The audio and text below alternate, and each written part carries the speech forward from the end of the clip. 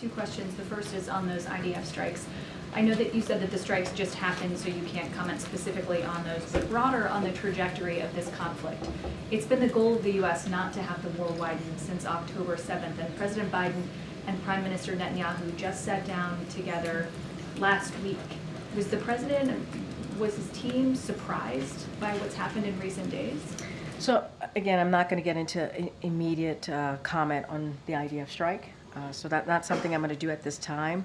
And again, as we speak to escalation, potential escalation, the questions I've gotten about all-out war, we do not believe that an all-out war is inevitable, and we believe that it can be avoided. And that's why it's important to get to a diplomatic solution here. And so, did the president get any sense during that meeting last week that a diplomatic solution was within reach?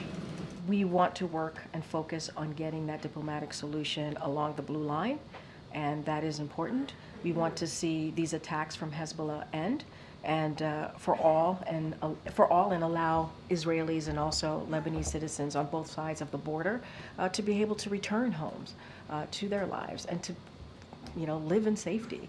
And so that's what we want to be. That's what we want to be. And so diplomatic solution is the way that we want to see the direction of this. And we do not believe that an all-out war is inevitable here.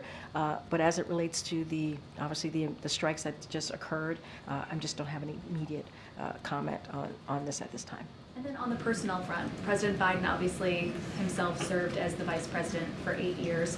He handpicked Kamala Harris for that role nearly 4 years ago. What level of input, if any, has he provided as she undergoes that same decision? Look, he was asked this question directly, the president, at 1:15 a.m. on the South Lawn. He responded to it, so I'm going to let the president's word speak for itself. I don't have anything beyond that. Go ahead, Karen.